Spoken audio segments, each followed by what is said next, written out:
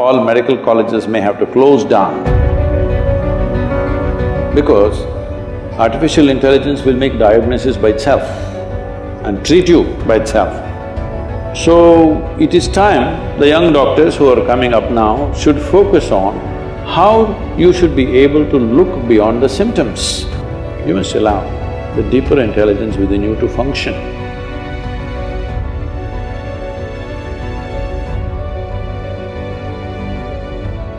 The antibiotic resistance is increasing day by day and Ayurvedic practices are declining day by day. So how do we create a perfect amalgamation between the practices of Ayurveda and Allopathy? Ayurveda and Siddha and naturopathy is growing big time in the West, particularly in Europe, very big. In India, of course, it's dying because they have to approve it for us to take it. Without their approval, we cannot take it. But we must understand the difference between allopathy and these other Indian systems. Right now, an Ayurvedic doctor is going to another medical college just like you go for 4 years or 5 years or whatever. So what he's learning is a downgraded medicine, downgraded understanding. An Ayurvedic doctor or one who wants to practice Ayurveda should not go to a 4-year course. You have to invest your life in it, otherwise it won't happen. Traditionally, from childhood, they learn to feel the herbs, they learn to feel the people, the pulse and this and that. This is developing a certain intuition where we don't go by the symptoms that you're showing on your body right now. We don't see your temperature and say, this is what it is. We don't look at those symptoms. We learn to look much deeper into the system to identify what exactly is right and wrong with your system. This will take a different level of involvement. That involvement is missing right now. We're looking at things, if I do this much, I must get this job or I must get this place in the world. With this, these systems may not function very well. You must have heard this, the same medicine one doctor gives in Ayurveda and Siddha, the same medicine, in one person's hands it works very well, in another person's hands it doesn't work well because the person who gives it is as important as the medicine, because it's not working just by its chemical composition. The entire allopathic system is working out of chemical composition. Anyway, there is a danger that in the next 25 years, all medical colleges may have to close down because artificial intelligence will make diagnosis by itself and treat you by itself. Surgeries are all happening now, robotic surgeries are happening. Still human beings are needed because machines need to be upgraded. But in 25 years' time, even today, in United States, I know doctors. I saw a doctor whom I know very well. He is carrying an old BlackBerry, the first model that came, which is that thick and a huge capability. Every time any patient, whatever, he just goes there into his BlackBerry. I said, what are you looking in the phone and treating people? He said, no, Sadhguru, all my textbooks are here in this phone. I'm just looking and telling them. So if you can look, the phone can become smart enough now that it will tell by itself.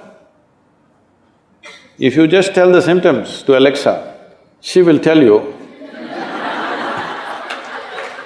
what you should do. So, this form of symptomatic treatment may become irrelevant after some time because you're just gathering data and processing it and giving an answer. This a machine will be able to do better than any human being because it can process much faster and much better and not miss anything. So, it is time the young doctors who are coming up now should focus on how you should be able to look beyond the symptoms. This is what Ayurveda and Siddha is significant about. There was a yogi with whom I volunteered for some time for his medical camps that he used to have. It was like a festival. Okay, for everybody who comes to him, he has a joke to tell them and it goes on like a festival. Simply something he will give and people are cured, thousands of people will queue up for him every day. And he himself lived to be 106. So if somebody lives for 106 years of age, not in a geriatric state, fully active till the last day of his life, he must know something about health, isn't it? Hello? My great-grandmother lived to be 113, 113 years of age. I will tell you, this may sound absurd to you, but you must listen to this, because if you are not open, there'll be no new learning. Well, I saw her only after she's 100, but she was still very active. She was living all by herself in an open field. She built a small temple for herself, not for a god, for herself. She built a temple and she sat in it because she felt she deserves a temple. This is very common in India, especially women, older women, built small temples, they sat there and they served humanity in a different way, in their own way. So when we went there for vacations and all, she would come home.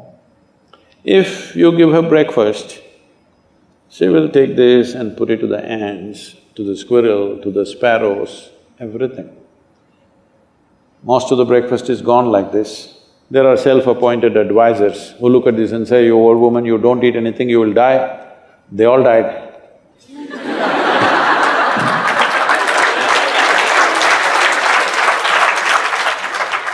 And she will simply sit there looking at these sparrows and ants eating, simply tears would be rolling from her eyes.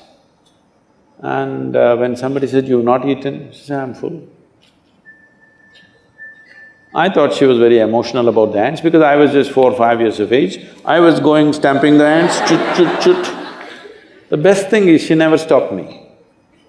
She never said, "Don't do that." She knew she's doing what she has to do for the ants are doing what they should do for their life. I am, as a child, doing what I have to do as a child. When I sometimes saw her like this and I asked, "What is this happening to you?" She would just laugh loudly and she would say, "Someday you will know." It took me over 25 years to know this, that your life is not nourished 100% by the food that you consume and things that you do. Life is a bigger phenomena than what you think in your head, much larger. Before you came, this cosmos was there, everything was working. After you and me are gone, still it'll be fine, isn't it? There is an intelligence beyond you. Don't immediately quantify it as God, this, that, because you're making a conclusion about things that you do not know.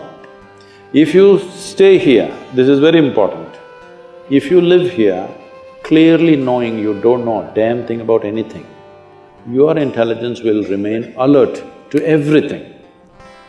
But you make conclusions, reading a book, listening to this and that nonsense, you say, "I know this, I know that, I know that." The moment you identify with your knowledge, you will become very small, because it doesn't matter how much you know, still what you know is a minuscule in this existence, isn't it? But our ignorance is boundless. This is called as the intelligence of ignorance. If you always know that you do not know, your intelligence will remain super alert. Whether your body is awake or asleep, it will remain super alert. This is what a doctor must do, because I'm sorry to say such things, you may know medicine, you might have read all the books in the world, you might have treated many patients, but still, everything seems to be perfect, somebody will die in your hands. Everything looks like he's going to die, he will sit up tomorrow morning. You will see this happening, yes or no? So, there is intelligence beyond you and me, there's an intelligence which makes us happen, there's an intelligence which can make a mango into a human being. If you don't allow that to function within you, if you think everything is in your head, you will become a dumb doctor. You must allow the deeper intelligence within you to function.